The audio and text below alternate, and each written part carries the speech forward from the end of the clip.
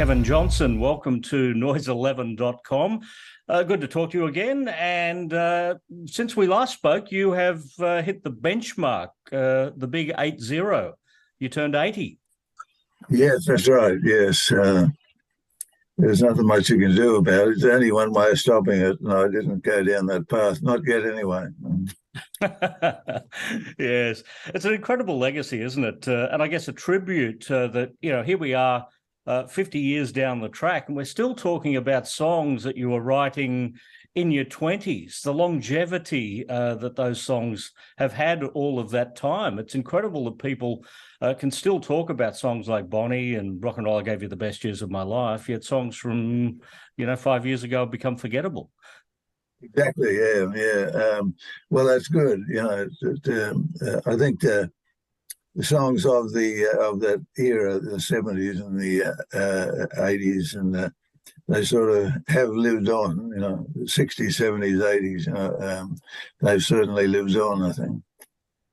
Yeah, just looking at the credits on a song like Rock and Roll I Gave You the Best Years of My Life, for instance, written by Kevin Johnson, produced by Kevin Johnson, performed by Kevin Johnson, sung by Kevin Johnson. I think Rory O'Donoghue might have been in there as well. But by comparison, the new Beyonce album has over 20 producers, 69 musicians, all that a cast of thousands to create just 16 songs. It's incredible that, your art of the craft was just to go into the studio and do it all yourself. Yes, well, up to a point. I mean, obviously, I use a lot of musicians on my record, so it might have been the same producer and the same engineer, Bruce Brown, and we certainly use. When I say a lot, I mean in terms of the rhythm section, the guitar, bass, drums. I generally stuck to the same people, but with strings and with brass and all of that stuff. Obviously, you'd get different lineups each time, but generally, we all certainly use different musicians to get the final result. It's interesting you mention Bruce Brown there, who was later to team up with Russell Dunlop, wasn't he? But yes, at the time that you would have been in the studio, Bruce Brown was working with you, and Russell Dunlop was in Southern Contemporary Rock Assembly at that point. Yes. But I used to use Russell as a drummer, and so he played on Rock and Roll I Gave You. That was the first time I met him when we did that session. And so Bruce and he, I don't know whether they worked together before that, but after that, they sort of come together as a production team, and a very successful one, Wow. So you're a matchmaker, Kevin. You're a matchmaker. Yes, well, you're the musical Tinder. Yes. But yes, well, after that, they worked together for years until Bruce, Russell unfortunately, sadly died, and Bruce now lives in Mexico. So the partnership was over, but certainly they were a great force together, yeah. And we worked together, the three of us, for many years. You were in your 20s when you wrote Rock and Roll I Gave You the Best Years of My Life. Were they really the best years of your life, or did you have a few good years between 30 and 80? I don't know whether I was in my 20s. I might have been in my early 30s. I'm not sure. But the song came about because I had signed, after I had Bonnie Please Don't Go, I signed with an American company called Tree International, or Tree Publishing Company, which is now Sony ATV. And the idea was I'd write songs for them, and when it was all ready, they'd get me able to record whatever I'd written. And this went on for a couple of years, and so I didn't follow Bonnie Please Don't Go up with anything for like 2 years. I had it like close, in some states it was like number 2 and number 1 in Australia, and it was successful in America, but I followed it up with nothing. And so it was starting to annoy me, and because they were a bit slow off the mark with the recording side of things. So that's how rock and roll sort of come about, giving something the best years of my life and not going the way I wanted it, So There's some amazing covers of that song over the years too. Of course, Mac Davis had a big hit with it in America. It was a hit in the Netherlands for a band called the Cats. Terry Jacks did it. But Gary Glitter also covered that song. Yes, he did. Yeah, and he did a good job of it too. I think the video on YouTube shows him doing it live with, you know, in a room with a mob of people. But obviously he recorded it as well. But a lot of people have recorded it. Yeah. How autobiographical is the song? I still remember when I bought my first guitar. I remember walking from the shop to put it proudly in my car. Is that exactly as it happened for you? Yeah, pretty well. After the first part of the song, then I started to get away with other things like being in Los Angeles and London and whatever. At that time, I hadn't been any of those places, but it was just following the music industry and how it was sort of following those trends, and people who were followers rather than trendsetters would be following those in their minds as well as in their actions. Was Sarah Jane a real person? She wasn't a real person, no. Speaking of cover versions, Woman You Took My Life was also recorded by Tom Jones. You've had some amazing people who have sung your songs over the years. Have you collected all the different versions of your own songs? I think so. I did have a tape sent to me by the publishing company in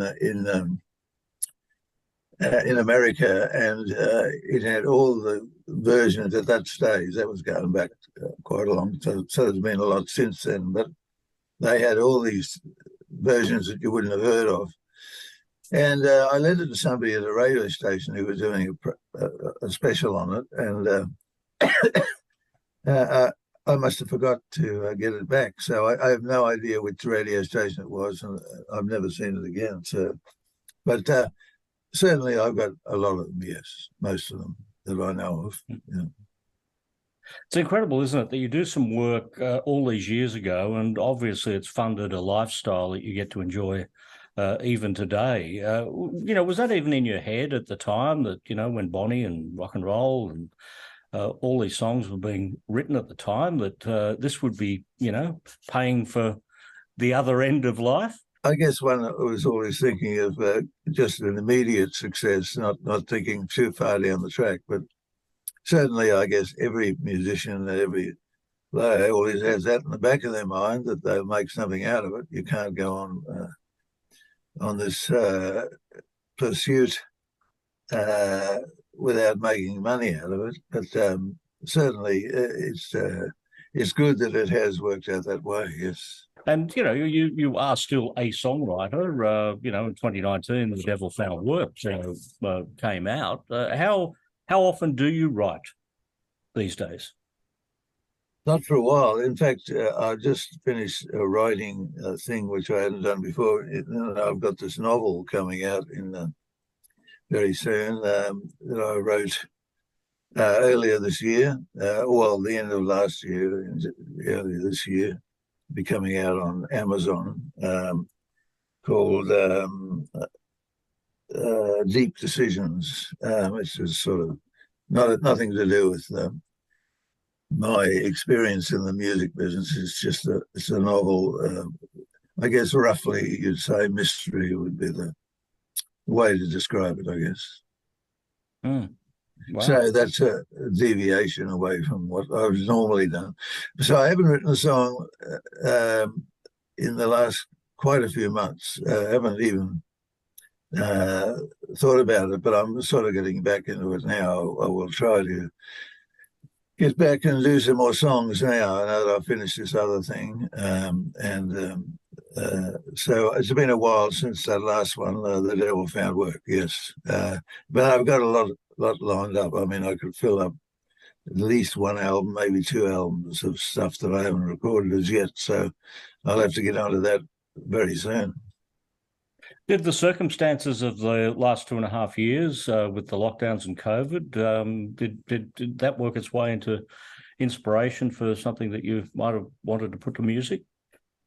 Well, when it first came out, I had this a track called "The Sun Will Shine Again," which somebody suggested would be a good time because it was an uplifting sort of, out of the dark times we'll all emerge from this.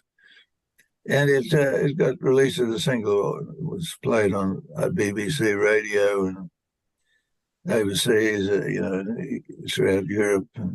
But it never really took off. It just didn't hit the spot for some reason. We all thought it would, but didn't. So that was the one thing that I tried, and that wasn't a new track. I had recorded that a few years back, but it was a sort of a big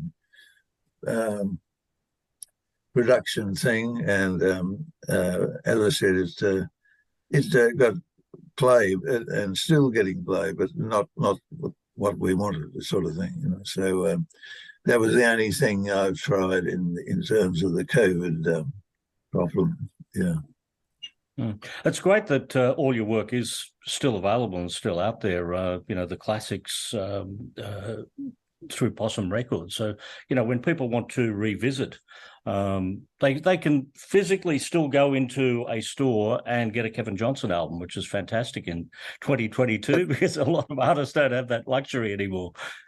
No, exactly. Well, it has been good in that way, yes. And as you mentioned, Possum put out this vinyl and CD called The Classics, and the CD's got four more tracks on it because there's more room on a CD. But but the other ones are just the straight most requested songs over the years. Rock and Roll, Bonnie, Shaney Boy, Over the Hills and Far Away, Scotty, things like that.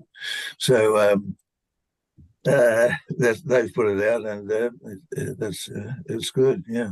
Well, good to see you. Good to talk to you. Thanks for joining us at Noise 11. Thank you very much. Great to talk to you.